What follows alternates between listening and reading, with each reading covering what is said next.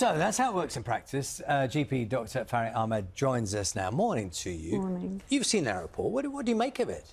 It's interesting, isn't it? I think people didn't feel like they lost out or they needed to go and have some more, even though the volume they had was probably less than what they wanted.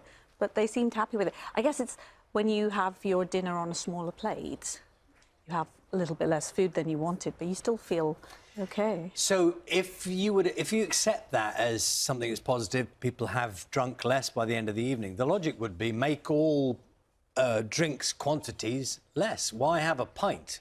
Why not have a different measure which is smaller? Yeah, I think that's complicated. I think when you start telling people directly what to do, it gets more complex, doesn't it? I think if you tell people this can benefit, so sometimes if you have a pint, maybe your next drink will be a bottle that's got a smaller volume in it, and you know you're having this impact. I think getting people to do small things and making the environment around them, which allows them to do this, seems to help, rather than say, right, that's naughty, that's good, you do that, you don't do that. Yeah, people don't like being told what to do. This study has been set in pubs. Yeah. And so the implication is, as we saw in the report, if you buy a round, say us three went out for a drink and we bought a round, you keep your drink as long as everyone else, at the same pace that everyone else is drinking, right? So I can see how that works.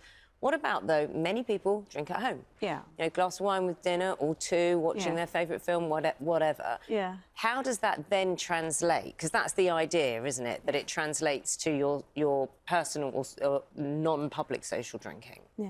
So I guess you look at the size of your glass. That's interesting, because that's one of the questions I do ask people when they say, I just have a glass of wine.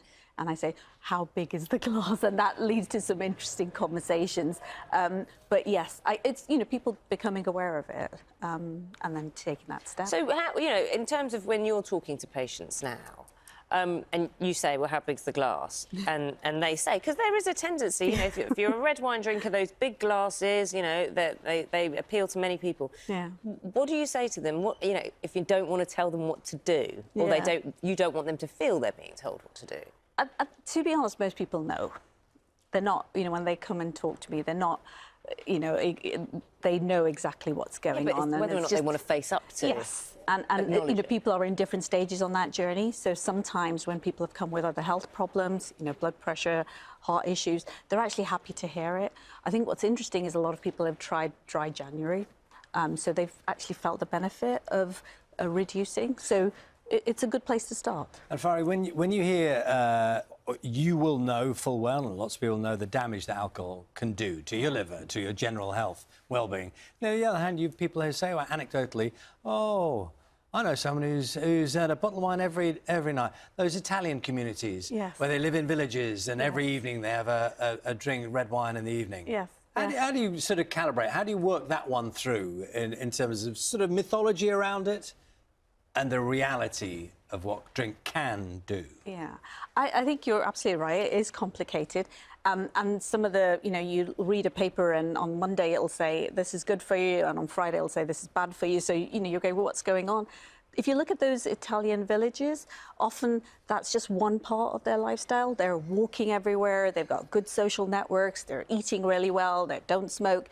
So, you know, you've got to take that whole... Yeah, I mean, I use that kind of randomly, but I take your point that you choose to focus on the thing that supports your position, as in why you're doing what you're doing. The idea of, like, Mediterranean living, isn't it? Like in France as well, oh, they start, you know, they all have a glass of wine and they all manage it and stay they're healthy. But it's right, you don't then end up adding all the other lifestyle choices that perhaps we don't adopt. Interesting. Thank you very much. Dr. Fari Ahmad, thank you.